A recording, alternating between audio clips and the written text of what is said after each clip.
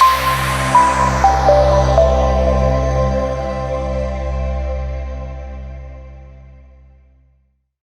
would now like to introduce today's presenter. David Rickard is a partner at Everest Group, leading the global customer experience management services and trust and safety and marketing services. Divya Baweja is a practice director in the Business Process Services (BPS) team and manages Everest Group's customer experience management CXM outsourcing offering. And with that, I would like to turn things over to David. Thank you very much, and thank you for joining us today. Hopefully we'll hear some interesting insights through the next 45-50 minutes. As we said in the introduction, we're really happy to take questions throughout this session, so please use the Q&A function. We really want to make sure we address your questions, but we also had some questions early on before the session as people registered. If we don't get to those today, then we will follow up after this session. So we will circle back on those. So yeah, thank you for attending. And what we wanted to try and do today is just shine a little light on some of the challenges that first-time outsourcers could be facing when thinking about outsourcing, and also what service providers who are serving this market could be thinking about. So we're hoping that we can address both audiences here in terms of the enterprises as well as the service providers. Just as a way of background, so the introductions were done at the front, and as I said, I'm David Rickard, I'm a partner here. Fairly unique background from an analyst perspective. So after joining Everest Group 3 years ago, prior to that, I'd worked in consulting for a few years, working with a lot of enterprises on their outsourcing strategy. First-time outsourcers quite often thinking about how do they go outsourcing, how do they move to an outsourcing model. And then prior to that, I'd spent a long time on the buyer side at Microsoft. My last role was responsible for contact center outsourcing of the consumer business, which was about 16,000 agents, so very different to being a first-time outsourcer. But I got to see a lot of the challenges that we see in outsourcing and how they can be overcome. So hopefully, through the discussion today and the great insights that Divya has as one of our leading analysts in this space, we can share some insights. And so what we're trying to do is we'll give you a quick update on the current state of the customer experience management market as we see it here at Everest Group. We'll then talk about some of the key considerations that first-time outsourcers could be thinking about. I think also if you're already outsourcing, there still will be some interesting tips in there for you as well. And then we'll also look at what service providers could do to maybe better cater for this first-time outsourcer market. And then we'll have time at the end for some question and answers. So hopefully that's going to be an interesting few slides and a few sessions. So just starting with the size of the market. So here at Everest Group, we assess the customer experience management market, and we estimate it to be around about $357 to $357 billion a year is spent on customer experience management services. What you'll see there, though, is that 69% of that market, so over $240 billion, is still done by in-house, so operated by the organization running it themselves. The outsourced portion, about 31%, so $113 to $115 billion, has been growing, though, over the last few years. When we saw the numbers back in 2019, it was more around about 25%. And what we saw is during the pandemic, there was a sharp increase in outsourcing as organizations struggled to be able to serve their customers in the new ways of working from home. But also there was an acceptance that actually maybe we need to focus on our core business. So we did see a big jump in an increase in outsourcing back in 2020 and then continued into 2021. We have seen that flattened out now. And obviously, we're only, 5 minutes in, and I'm going to mention generative AI. There is a lot of uncertainty in the market around where generative AI is taking the customer experience management market. I, for one, and my own personal opinion, but I think the opinion of Everest Group as well, is that we see this market still to be very strong moving forward. There is always going to be a need for humans in the loop and humans to be talking to customers, but there is obviously a great opportunity to drive technology into this space as well, to make it more efficient, to improve the experience. So I would say we're very bullish on the CXM market continuing to be strong. Overall revenues may decline, but actually the mix for more digital services will also increase. So interesting market to be in. We're very excited to be following this market. But as you can see, there is a great opportunity for those who are looking to leverage outsourcing, but also those who are the service providers and provide outsourcing services. There's still a big market to go after in this space. So exciting space to be in right now. When we think about why people may choose to outsource, there's obviously a lot of challenges at an in-house business. And by the way, at Everest Group, we're not just pushing outsourcing. We also have a lot of coverage of what we call global business services, in-house captives. And we think they also do a great job in the right place. But there are challenges that you can't overcome sometimes when you've got an in-house function, especially from a customer experience management perspective. You've got the technical deficiency. So as we're thinking about new technologies that are coming down the line, organizations are struggling to keep pace with the new technologies that are out there, or they can't actually get on the IT roadmap in their own internal organization to service the CX function where they want to go. So they're having to look at outsourcing as a way of getting access to some of that technology, or to break some of the legacy technical debt that they have as well. So that's one of the areas of opportunity that we see when people are thinking about outsourcing. We also see in terms of language support, so thinking about how do you manage if you've got a very peaky business, so whether it's peaks throughout the day or peaks for a season, how do you really manage that if you've got an in-house operation? And a lot of time outsourcing is seen as a really viable solution for that, as well as 24/7 local language and multilingual support. Again, if you've got relatively small volumes, servicing people in their own language, as we think about hyper-personalized service, servicing people in their own language is going to be key. With the advent of technology, maybe that will become easier, but right now there's still going to be a need for people, and actually sometimes getting access to those staff in a 24/7 model can be difficult if you've got small volumes. We also talk about some of the challenges of having FTEs in an internal organization supporting customers, for things such as high attrition rates, or the cost of actually hiring these people, or the ramp up can be prohibitive, and service providers often have a very well-oiled machine of hiring and retaining people and staff engagement, and that actually can be seen as quite attractive as well. We can't escape the cost situation. Outsourcing is often seen as a cost play. The days of labor arbitrage and just moving it all offshore, there's not many opportunities there for a lot of organizations, but there is always opportunities to think about, where do we spread the costs? Is it moving things from CapEx to OpEx by leveraging technology? But it may also be, where are we doing these services from, and where do we want to be delivering service from? And often outsourcing may present that as an opportunity as well. And then lastly, around some business inefficiency. So maybe there's a lack of centralization, maybe there's processes that could be updated, and a lot of the service providers we work with are really domain experts in terms of processes, of customer service processes, even some back office and front office processes, domain related processes, where they can actually add value to the organization. So whenever I've talked to anyone, and we talk to a lot of enterprise buyers about how to think about outsourcing, it's really thinking about where do you get the best skills. If I'm looking to have something done in my house, I don't hire a plumber if I'm going to work on the electrics. I go and get an electrician. So thinking about where the right skills are for what you need to deliver as a business. So that's why we would talk about outsourcing in that light. And I've sort of covered that here really in terms of some of the benefits of outsourcing. So is that access to high skilled capabilities? It's also around the ability having the agility to scale up and down at speed. It's about unlocking some of your cost. It's about shifting the risk. So sometimes it can also be about business continuity and making sure that security and privacy is taken care of. And again, I know enterprises have that locked down, but thinking about it more at how you do this at scale. Then it's also about that technical and domain and process expertise.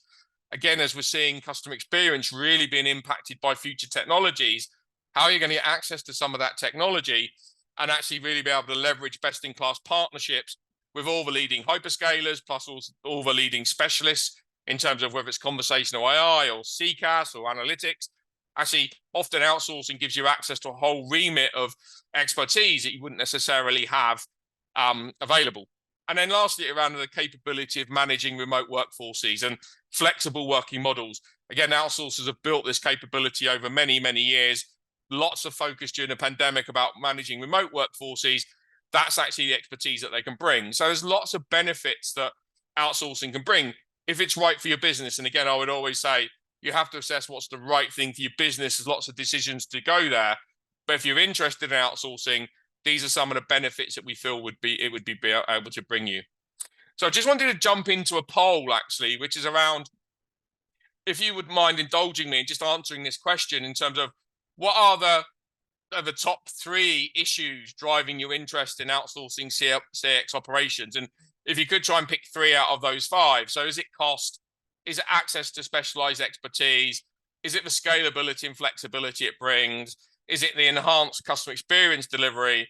Or is it enabling you to focus on your core business? So appreciate if you're thinking about outsourcing, what would be your key focus areas, your top 3? And we'll keep it open for another 30 seconds if we can, but it's actually looking pretty even, really. The top one, probably no surprise, is around cost savings, but equally matched by scalability and flexibility. So again, maybe we'll just give it 15 more seconds. We've had nearly half the people have responded, which is great, because other people may be more on the service provider side, or maybe in a position where they're not necessarily able to answer. So if we stop the poll now, what we can see is that 75% of the audience said it's cost savings. Equally, 75%, because obviously you could pick more than one, said scalability and flexibility. And that's actually really encouraging, because one of the things that we've talked a lot about in our key issue study, that we've talked a lot about in the last 6 months, is around actually businesses are being forced to do more with less. It's about cost savings, but it's also about doing more for the business. And that flexibility and scalability definitely will allow the business to do that as well. So it's actually encouraging that we've got those numbers aligned. Then it's around enhanced customer experience. It's enhancing higher focus on core business objectives. And then access to specialist expertise came in with 29%. So really interesting to know, though, cost savings, not necessarily the coolest thing to talk about. Everyone wants to talk about access to technology.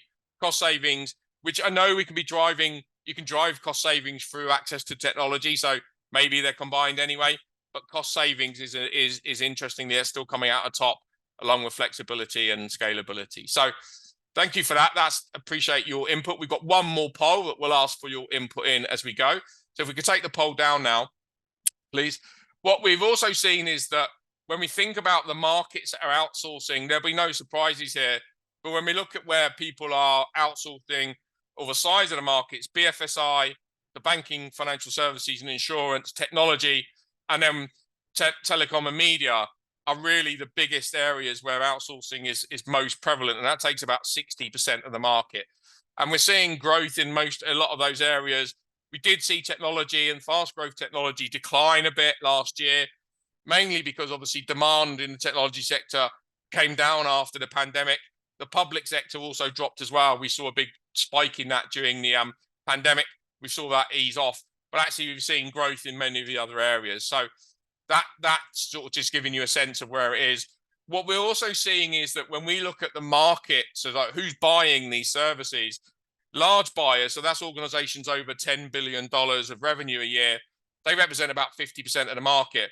But what we are seeing growth is in those mid-sized buyers, and also the small buyers, which are predominantly driven by first-time outsourcers. So small and medium organizations up to $10 billion of revenue, which I know they're still very big organizations, but the way that we classify them, who are actually starting to outsource for the first time because of the benefits that we talked about earlier, they can see there's some opportunities there to improve their business.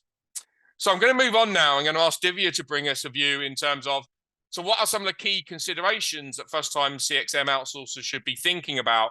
And then obviously I'll chip in as we go, trying to overlay some of my industry experience. Sure. Thanks, David, for talking about how the current CXM outsourcing market is looking like and what are the benefits that outsourcing offers. We'll be taking it ahead further and talking about what are the crucial things that a first-time outsourcer should consider while redefining or defining their outsourcing CXM strategy. One of the things that organizations need to determine is what is the kind of portfolio they want to have, whether they want to opt for a single vendor approach or embrace a multiple vendor strategy. Each of this has its own merits and demerits, which we'll be talking about in detail in the further slides.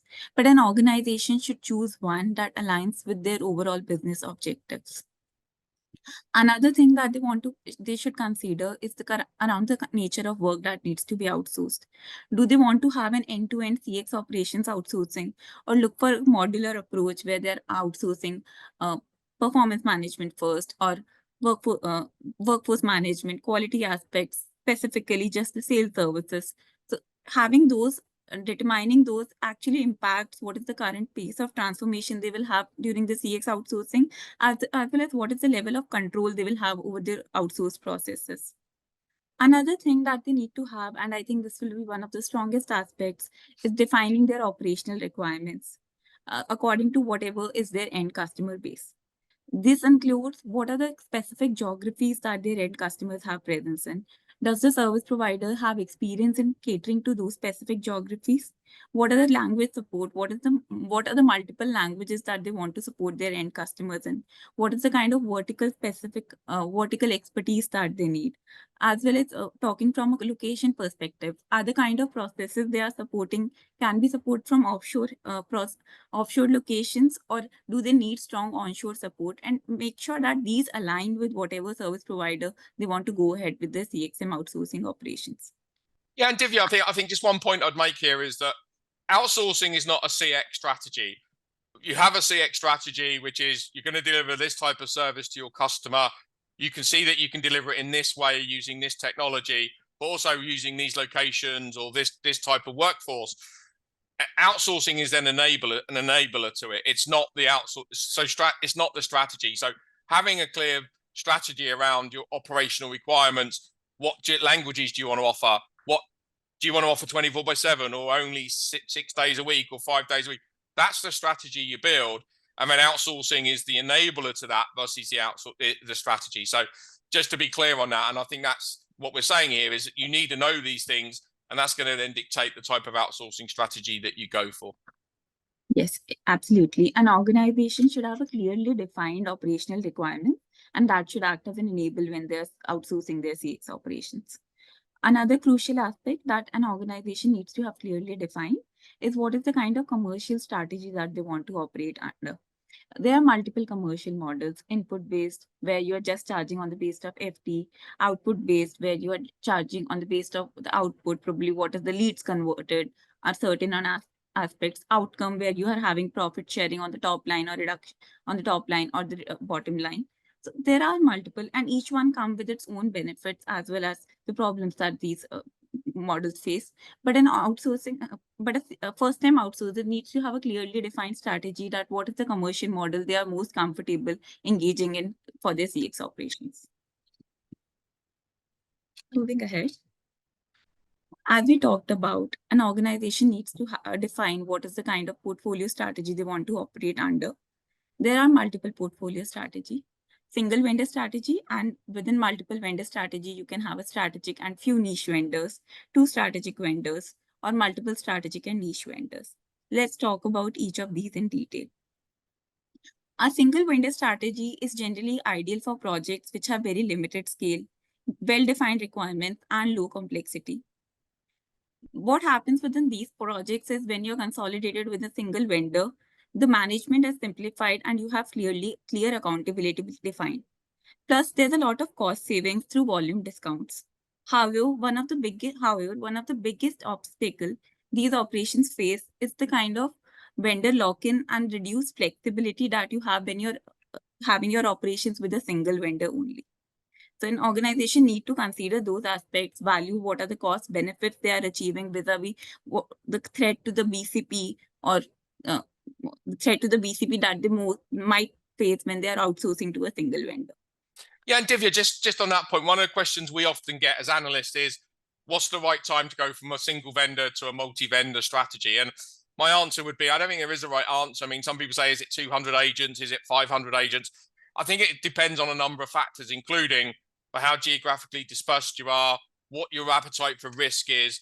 So there's a whole number of factors you have to consider. I mean, obviously the fewer vendors you have, the easier it is to manage, but there are the cons around lock-in and the risk. So I think each business has to assess that. Typically, when you get to the 200-300 agent mark,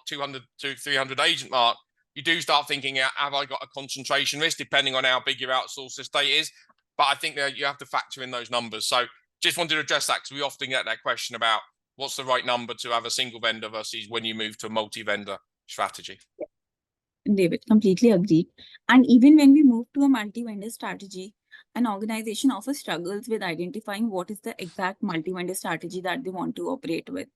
One of the strategy that they can go ahead with having one strategic vendor as well as few niche vendors. This is generally seen for organizations who have most of their CXM spend on few high CX maturity countries. As this offers an overall good realization to them, they are able to balance the cost savings as well as governance overhead expenses while ensuring that they have a good coverage across their targeted countries. However, within this model also, considering the fact that you have only one strategic vendor where you have a lot of dependence, there can be a problem with the vendor lock-in, and you might require a very robust reporting processes in order to ensure that you have complete governance over that strategic vendor. Another strategy that we see a lot is having two strategic vendors or a champion challenger model where both the vendors are continuously pushing each other on maintaining the SLAs, KPIs, and there's constant competition between those two vendors going on. This strategy makes sense when you have a lot of your CXM spend distributed across a large number of high CX maturity countries to be there. One of the what happens with this is two strategic vendors, the governance risk that was with one strategic vendors actually gets reduced, and the governance overhead that was with the multiple strategic niche vendors also gets reduced. However, within this strategy, one of the problems that can arise is the two strategic vendors that you're operating with, one of them, they might not have a very strong presence in multiple countries, right? Suppose I'm operating with two vendors, one taking care of 40% of my portfolio, the other having good presence over the other 50%, but there are 10% countries where both of them might not be very strong. And that is where the third strategy comes in, which is multiple strategic and niche vendors, having generally seen across enterprises who have very spread CX operations across countries where there's not very high CX maturity. Definitely, when it comes from the pros perspective, you're covering all the countries, you're able to serve all the countries because you're taking a lot of niche vendors as well as strategic vendors. But the overhead and governance costs as well as the reporting cost that comes with this model is actually very high. David, just want to check if you wanted something added. No, I think that's a good summary. I mean, I think that the champion challenger model has been popular and I've seen it work really well to enable you to drive the performance up without having to pay extra in terms of gain share or bonuses and those type of things.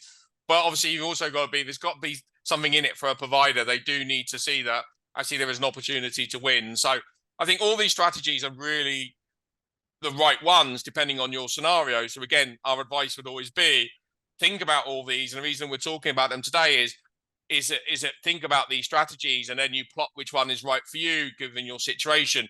If you only got 50 agents, it probably doesn't make sense to have it across 5 providers. So that would be a strategy we would not advise. So it's really thinking about what's your business need, what's your risk appetite, what's the right strategy for you, but also what are the capabilities out there in the market that you might want to leverage.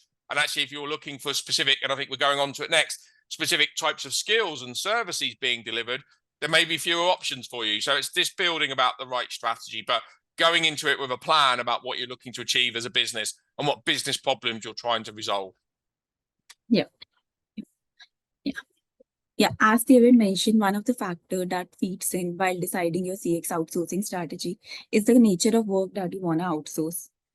This can include an end-to-end CX transformation or just outsourcing of transactional tasks such as customer support and voice channel, workforce management services. Typically, what we have seen is first-time outsourcers want to start with a modular approach where they're outsourcing a specific part of their CX operations in the initial stage. And as soon as the scope of the trust with the service provider keeps on increasing, the scope of operations that we have seen is widening. So what we have done below, there's an illustrative matrix that can help organization in defining the type of work they want to outsource. There are 2 pillars here. On the y-axis, we have talked about what is the percentage within the overall CXM outsourcing business? What is the percentage that a specific process outsource takes care of? Suppose I'm talking about a CXM end-to-end value chain. What we see is within the CXM value chain, around 60% to 70% of services is still customer service. Technical support takes around 10 to 15% of services. So these are the two, when talking about from end-to-end CX services, that are the most important things that are outsourced. The other aspect that we have considered on the x-axis is frequency of inclusion in the CXM contracts. More and more, what we are seeing is sales services, CX consulting services, they are getting as an extension of the CXM services. The kind of data that a CXM provider has of the customer interactions that can be very heavily leveraged to provide those upsell, cross-sell services. That can be CX consulting services can eventually foray into an customer service contract services when you talk it from a digital aspect perspective, completely optimizing the operations. So this is an illustrative matrix that we have put together here. But what the message that we want to convey here is you need to define what are the specific processes that you want to outsource, and also talk it from a long vision perspective that probably you want to start with 1 or 2 modules in the initial years. But once those modules have seen success, how do you want to leverage those interaction and data repository, and what are the further services that you can outsource on that? Yeah, and what I would say on this one is, I mean, this is based on legacy data, and so we're very confident that this is accurate. The thing I'm interested in is thinking about where this goes in the future, and obviously with the advent of technology, and this is at a process level, but when you look at some of the other decisions you have to make, and I think we touch on it later in the deck, but is about where you source your technology from. So do you own the tech platform and you're just looking for an outsourcer to provide the humans? Or are you looking for a provider to provide the technology to drive some of the chat capability or some of the like the intelligent automation capability? So having that as well, so that will also probably change this picture. And I think if we do this picture in 3 years' time, it will probably look slightly different depending on what people are doing. We're also seeing a lot of interest in CX consulting as maybe being the first phase now, as in what should the journey be? Because one of the reasons that we know experiences have been poor quite often, and conversational AI hasn't had the impact that we thought it would have 5-7 years ago, is because it's been put in the wrong place or it's not being used appropriately. So actually bringing CX consulting further forward and thinking about what's the ideal journey, what technology supports that journey, and then looking at it from a process level may be the way that this evolves, as we're seeing all the service providers that we cover really developing their technical capabilities across the board, because CX is no longer just about getting me 5,000 people in the cheapest location. It's about how you bring the technology to bear with the people to drive that experience with humans supported by the technology, not always replaced, sometimes supported, but to drive the experience. And that's where CX consulting will have a big part to play as well. But this is the picture as it stands today. It will probably look different in 3 years' time. Thanks, David. So having established that one of the crucial things that a first-time outsourcer needs to take care is around the nature of work to be outsourced, they also need to define what is this kind of a provider that they want to outsource their CX operations to. Do they want to outsource to a generalist service provider or a specialist service provider? And we have tried to analyze these providers across multiple aspects here, including technology, talent, domain understanding, as well as cost. Talking from a technology perspective, so generally service providers offer mature technology offerings. They have very well-defined solutions which have been tried or tested. On the other hand, when I talk it from a specialist service provider perspective, they're focused on hyper-focused technology in their specific process, that they're servicing. For example, if an organization is trying to outsource their end-to-end CX operations, they might want to go ahead with a generalist service provider.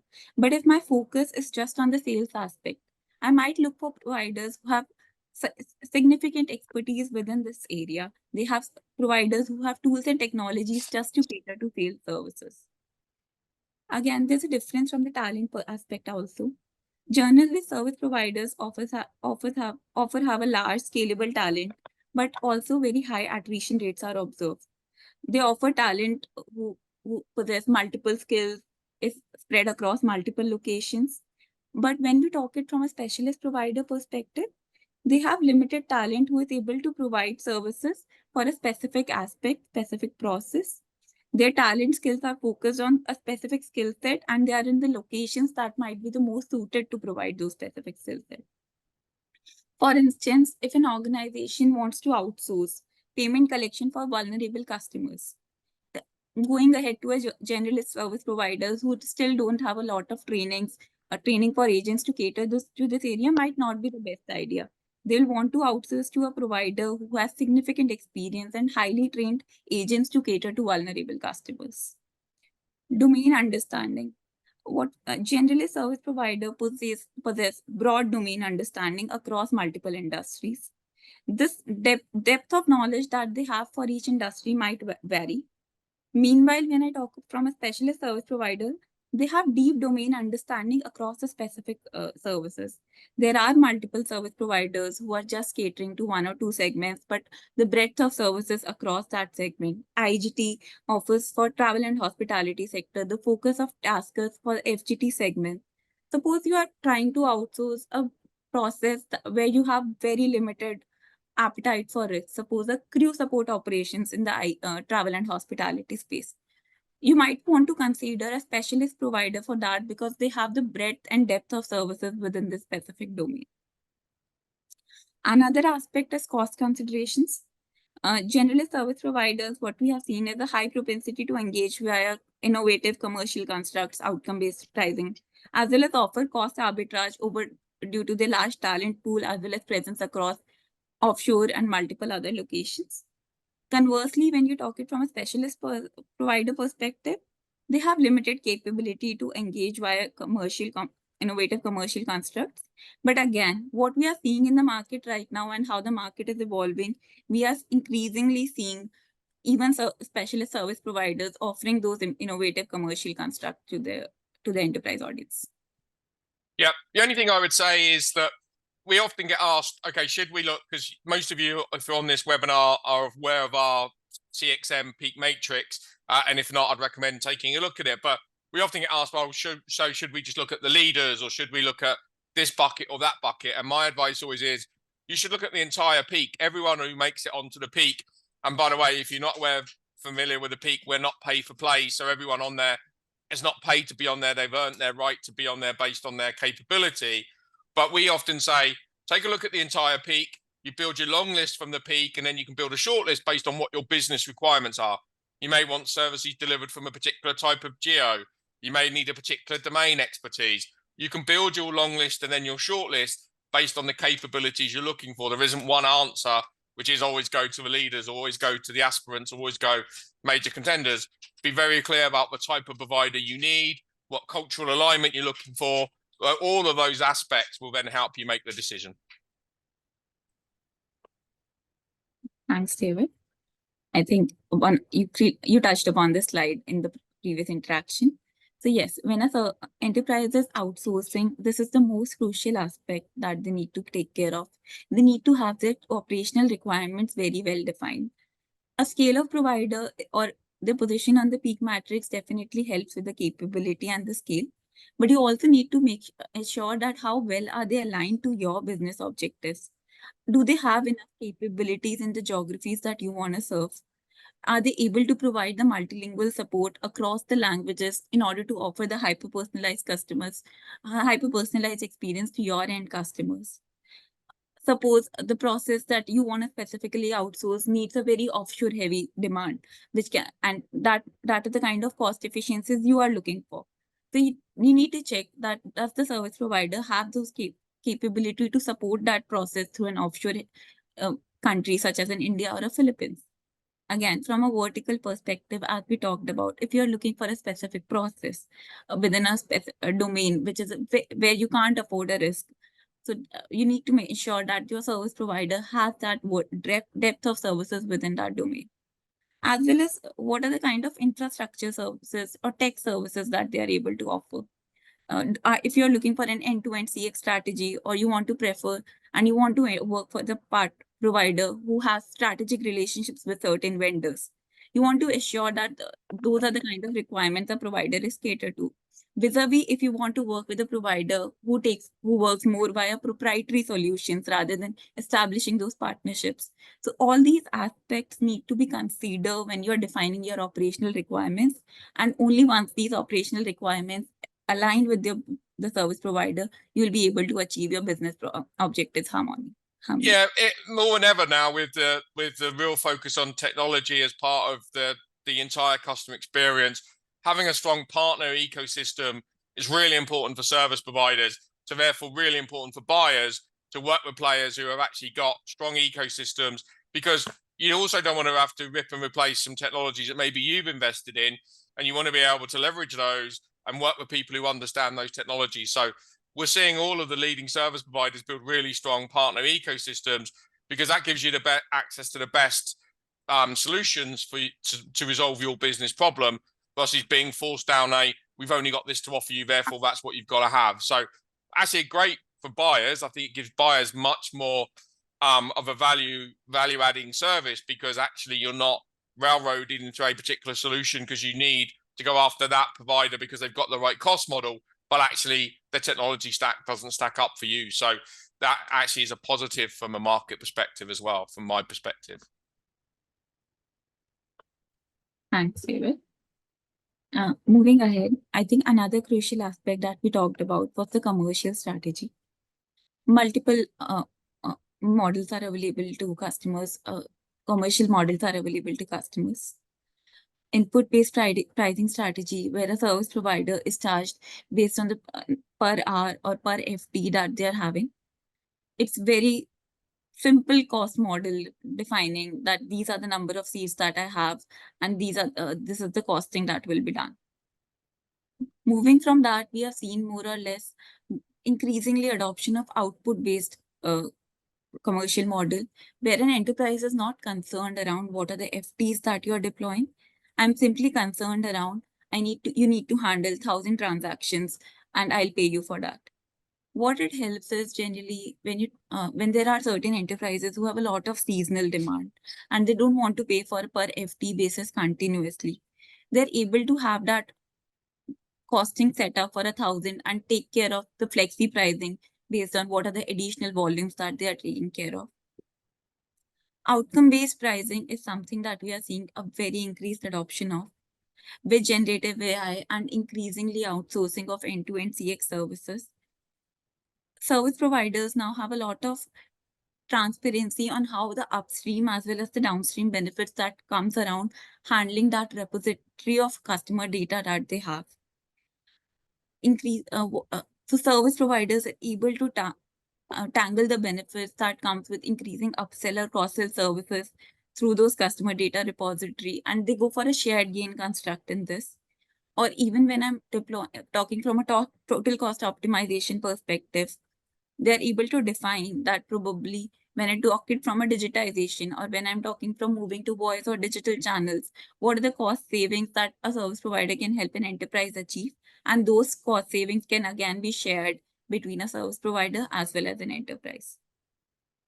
Divya, the only thing I would say on outcome-based pricing is that if you're a first-time outsourcer, it is quite a big leap to move from nothing to outcome-based. Typically what we see and what we would expect to see would be quite often if you're a first-time outsourcer, you might start with input-based or maybe output-based, but actually you need time to build, and the service provider would need time to understand your volumes and the demand, and forecasting is never accurate no matter which organization you're working in. So actually we often see there's an evolution that you may start in input-based, you might move to output-based, you might move to outcome-based or some hybrid. But just if you're a first-time outsourcer considering it, there's a lot of obstacles to overcome to move straight to outcome-based, including getting your own legal and financial teams on board. I can tell you that from my own painful experiences trying to do outcome-based models, trying to get everyone aligned internally about how you track the outcome, how you prove who drove the outcome. Often you need a lot of data and a lot of experience working with that provider to make that happen. So just wanted to set that context. If you're a first-time outsourcer, you might be a bit ambitious thinking you're going to go directly to outcome-based straight away. Yeah, completely agree, David. Outcome-based pricing is something that we have seen enterprises adopting once they have that relationship established with the CXM provider. Once they have seen that they are outsourcing a significant portion of the CXM processes, so that the provider has actually the capability to project their upstream opportunities or the downstream opportunities. However, one of the trends that we have increasingly seen is most of the relationships either start with an input or an output based construct. They move to an hybrid pricing based construct where there's still a fixed fee, but incentives or penalties tied to what are the increased bottom line or decreased cost of operations. And as soon as the relationship matures, there's a slight movement from hybrid to outcome based pricing. So definitely it takes years of relationship to move from an input hybrid and to an outcome based pricing construct.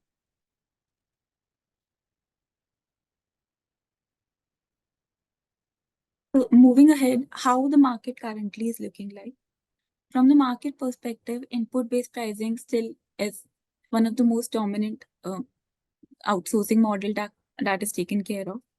52% in 2022 was the kind of operations that were still done from input-based, purely from the fact that CXM market is a very agent-heavy market. So FTE cost is one of the major drivers when the contracts start in. However, what we are increasingly seeing is outcome-based pricing as well as hybrid-based pricing the constructs are increasing. One of the factors is technology maturity. What happens with an outcome-based pricing construct or a hybrid construct is you're incentivizing a service provider to co-share the risk as well as deliver those transformation initiatives to you that can help in long-term gains. So those are with technology maturity, that is where we are seeing the market leading towards. So wanted to also put an offer out there to the audience here. So as you know, we do a lot of coverage of the CXM space. So if you're on this webinar and you'll be interested to get a 30-minute briefing with me or one of the team around a few topics, or pick one of these topics, so either digital CX and what we're seeing, including generative AI and the trends we're seeing, whether it's around CX pricing trends, whether it's service delivery locations, or whether it's sourcing and vendor management strategies, then in the chat, I think, or in the Q&A, there will be a link that you can press to actually get access to this free offer of a 30-minute briefing with us and one of the team, where we'll brief you on the topic that you choose based on what we're seeing in the market. So I would say, please, if you're interested in learning a little bit more and you don't already have access to Everest Group research, then please take advantage of the offer, and we'll look forward to having a follow-on discussion with you. I would also say, please keep any questions coming, and we will get to questions at the end if we have time. And if not, we always guarantee to follow back up on them after the session. So if you've got a question, please put it in the chat or in the Q&A box. And if we don't get to it live, then we'll come back to you afterwards. So thank you for that. So if we keep moving forward, what we're going to now talk about is, from a service provider perspective, how can they better cater for first-time outsourcers? And so, again, this doesn't mean that if you're a buyer, you switch off, because actually knowing what providers could be doing for you will actually give you some education when you're sitting there across the table from those outsourcers. You can know, well, actually, what could they be providing for me? So this also would be useful if you're a buyer, but also a service provider. So again, Divya, did you want to start with us, and then I'll contribute as we go through? Sure, David. I think, as you mentioned, when a service provider is engaging with a first-time outsourcer, they also need to take care of certain aspects and need to identify that first-time outsourcers will keep on figuring out requirements as and when the relationship matures. They are also in the start stage and do not have completely everything defined. So offering that simplicity, flexibility, as well as a partnership approach is something that they should look ahead. Four key components that we'll discuss in detail in the further slides that a service provider should offer towards first-time outsourcer includes simplified contractual terms, flexible operations, consultative approach, as well as a pay-as-you-use model. In the further slides, we'll talk about each of these components in detail. Flexible operations. Flexibility isn't just a buzzword that we are using here. Flexibility is actually the secret sauce to building strong collaborative partnerships. By aligning with business objectives, being adaptable to unique customer needs, as well as ensuring uninterrupted delivery, CXM providers turn out to be the partners for the first-time outsourcers in achieving the shared success. By being flexible in CXM, being how CXM providers operate, they are able to sync up right with the business objectives as well as the priorities of the partners who are just starting out of the outsourcing game. It's like saying, hey, we are in this together. CXM providers work hand in hand with their partners to make sure they're just not meeting but exceeding those shared goals. Flexible operations also help CXM providers customize their services to fit the needs as well as the quirks of their clients. This kind of adaptability helps them build the trust. It shows partners that CXM providers are here to listen to their needs as well as make sure that they are getting what exactly they demanded. Through flexible operations, CXM providers can also help enterprise achieve uninterrupted delivery and higher satisfaction. As you mentioned before, in most of the scenarios, first-time outsourcers are still figuring out their requirements. With flexible operations, CXM providers can act as a safety net who are able to pivot as and when the requirements evolve. They are able to pivot and provide the services as and according to the evolving needs of those enterprises. Thus making sure that they are able to provide the satisfaction that a first-time outsourcers might be needing while they are outsourcing their CX operations. Yeah, no, I would say, Divya, from my experience, one of the biggest frustrations when I've worked with buyers who have just outsourced and then have worked with me when I was consulting because it wasn't going as expected was actually that flexibility or lack of flexibility, that when they had the operation in-house, they controlled it, so they could move quickly, they didn't have to. And their frustration with service providers in the past has been, every time we need a change, the statement of work comes out and there's a change order request, and actually there's a cost associated. And I'm not saying that service providers should do all this for free, but what I'm saying, if I was a service provider, I'd want to think about, how can I build some flexibility into the model so I can still meet these changing needs? Because no matter how good you are on the buyer side, you're never 100% clear on exactly what you're looking for. And so if you're then going to hold them to, well, that's what you bought, and have no flexibility, that just drives up dissatisfaction and could lead that buyer to thinking about, I need to go somewhere else, or when the contract ends, or I might even take it back in-house. So I would always say, really think about how you can build flexibility into a deal, which sounds counterintuitive, but it's true. Within the constraints of a contract, how can there be a bit of flexibility so you're not having to go back with change orders and statement of work change requests, because that does really frustrate buyers. So I would definitely recommend that for the providers out there thinking about how they service this market. Thanks, David, for sharing that. Besides flexible operations, I think one of the crucial aspects that we are seeing is a first-time outsourcer needs simplicity in their contracts. So simplified contractual terms that are easy to read, understand, and tailored specifically for the organization can act as a game changer, especially for those who are new to the outsourcing game. Multiple benefits do come with a simplified contractual term. Less complexity, definitely. So when you get rid of all those unnecessary complexity and jargon, it makes it easy for a first-time outsourcer to understand, who might not still have been aware of those jargons as they're operating in this market for the first time. It also increases the time to agree, decreases the time to agreement and makes it faster. Bidding, helping get rid of those negotiation sessions and making them as short as possible. There's a diminished back and forth that happens and makes it easier to make fast forward across and actually see the benefits coming realized. With that, you're able to cut through fluff. You're ensuring that you're only paying for whatever you need.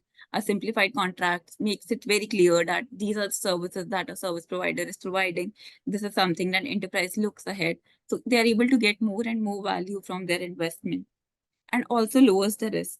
When you get rid of the jargons, when you're talking about clearly around what are the specific services that you're providing, when you're talking it from what is the best value that, you're providing the services that can provide the best ROI to a service provider, ROI to an enterprises, they are more and more interested in collaborating as it lowers the overall risk that they have with this engagement.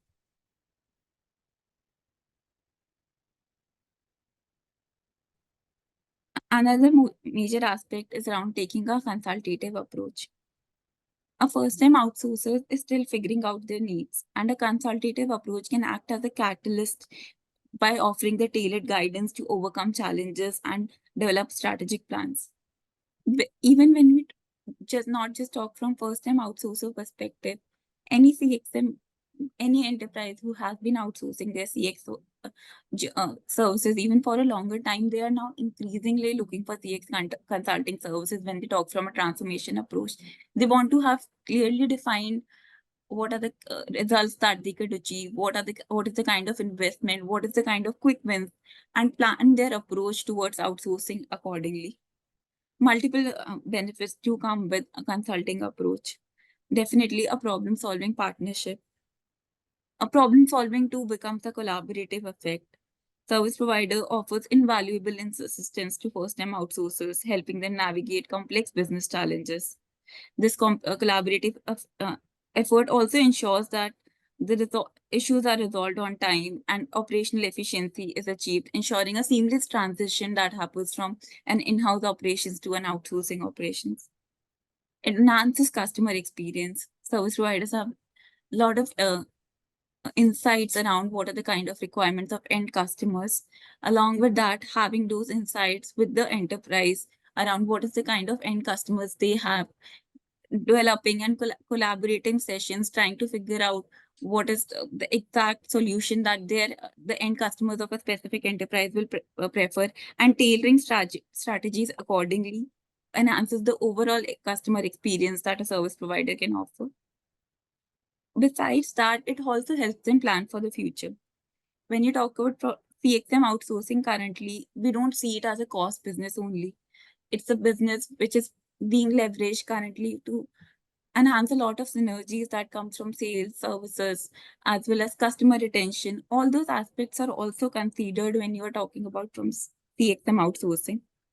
So embracing a consultative approach means that you are guiding first-time outsourcers in crafting comprehensive long-term strategies for that. These strategies need to align with their overall business objectives, thus paving the way for a sustainable growth. And these are the strategies that, once implemented properly, can actually help a service provider enhance the scope of operations more and more as they transition from as they're able to deliver continuously on the initial processes and capabilities that they were delivering.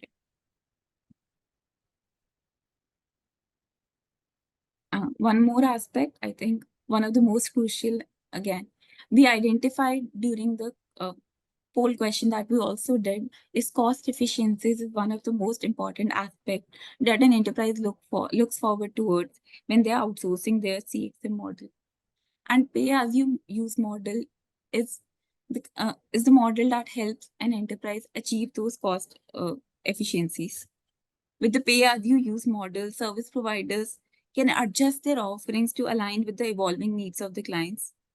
They are able to flexibly respond to whatever the market changes that they are that the client is asking for. There are, even when I'm as an outsourcer want to outsource even a business which is for 15 or 20 agents, that is the kind of flexibility again that is offered with the pay as you use model, because I'm not paying a fixed amount for a specific volume. I'm not paying a fixed amount for a specific duration. I'm paying you for whatever the operations that are happening within the stage.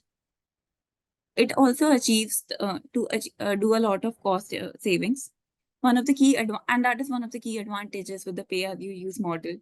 Clients only pay for the services they consume, eliminating the need for any upfront investment or fixed monthly fees. This results in significant cost savings. One of the key consideration, I think, with the kind of operational climate that we're operating in right now. It also lowers the risk from an enterprise perspective in engaging in this model.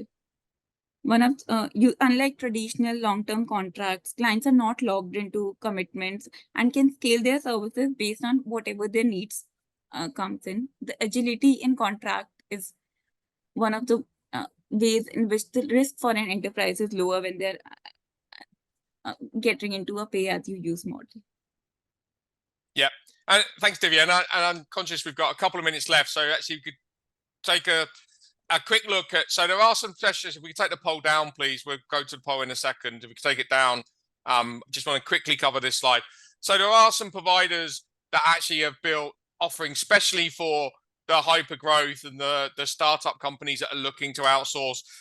We've just given a couple of examples here. Very conscious that Majorel are now part of Teleperformance, but we've used the Majorel name because that's how people have associated it. So just to help with brand recognition, but we're very conscious. Also, Concentrix WebHelp with the Nest. Very conscious that within the last 24 hours, Concentrix plus WebHelp have rebranded to Concentrix. So again, we do know that. I just want to make sure that people know these things, but we've done that from a brand recognition perspective.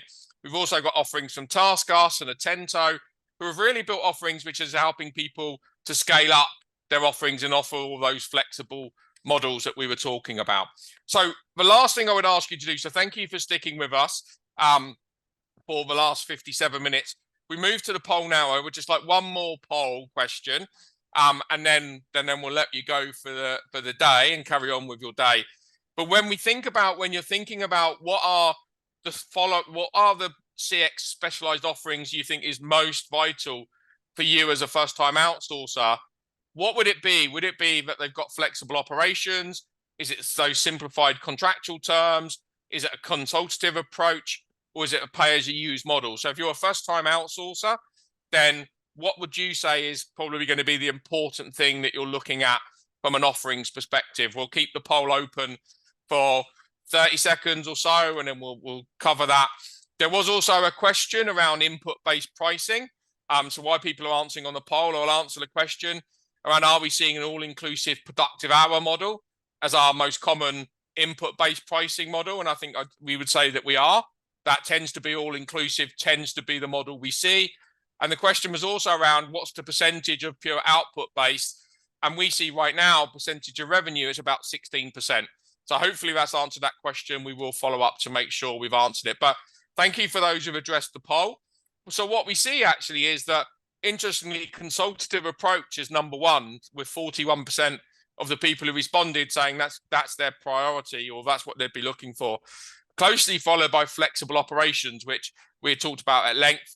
Then it's around simplified contractual terms, and then it's a pay-as-you-use model, which is interesting.